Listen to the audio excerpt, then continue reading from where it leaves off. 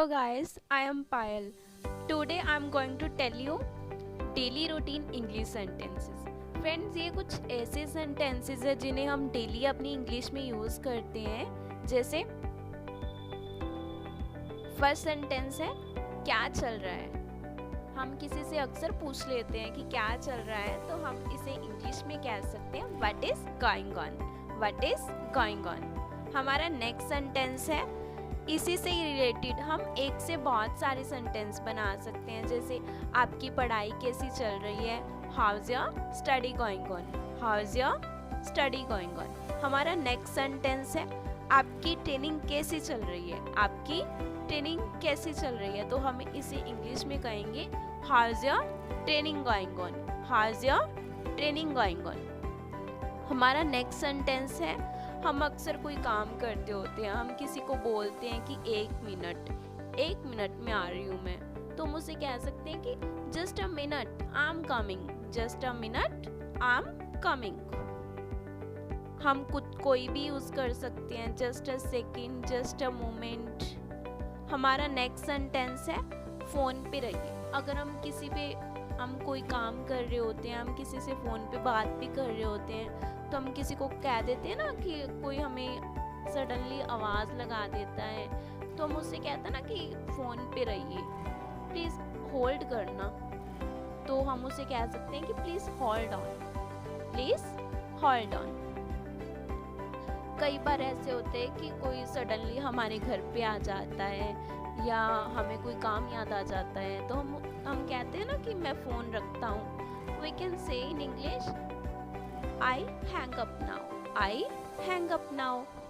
हमारा next sentence है हम अक्सर किसी को बोलते हैं कि मैसेज कर देना। कोई भी काम होता है, जैसे हम किसी को बोलते हैं ना कि हमें मैसेज कर देना, तो हम इसे कह सकते हैं कि टेक्स्ट मी। Text me. अब जैसे हमारा नेक्स्ट सेंटेंस है जैसे अब पेंडेमिक चल रही है, तो हम कहते हैं ना कि कह नहीं सकते, कुछ भी हो सकता है, तो हम कह सकते हैं कैन नॉट से। कैन नॉट से।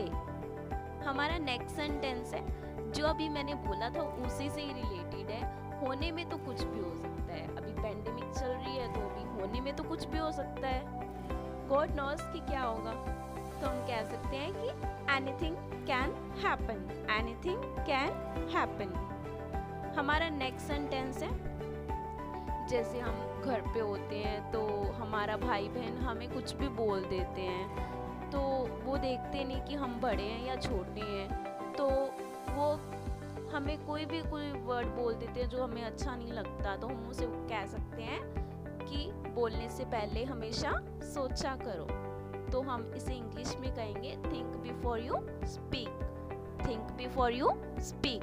हमारा नेक्स्ट सेंटेंस है जैसे कोई होता है ना कि हमारे मैटर में इंटरफेयर करने लग जाता है, तो हम उसे कह सकते हैं कि अपने काम से मतलब रखो। तो हम इसे इंग्लिश में कहेंगे mind your on business. Mind your on business. हमारा नेक्स्ट सेंटेंस है जैसे हम किसी चीज़ के लिए रिस्क उठा लेते हैं, तो हमें जैसे हमारे पेरेंट्स होते हैं कि ऐसा काम करना ही क्यों है, तो इसे हमारा ये सेंटेंस बनेगा कि रिस्क लेना ही क्यों है। रिस्क लेना ही क्यों है। We can say why to take risk. Why to take risk. इसी से हम बहुत सारे सेंटेंस बना सकते हैं, जैसे व्हाई टू गो देयर। हमें वहाँ जाना ही क्यों है।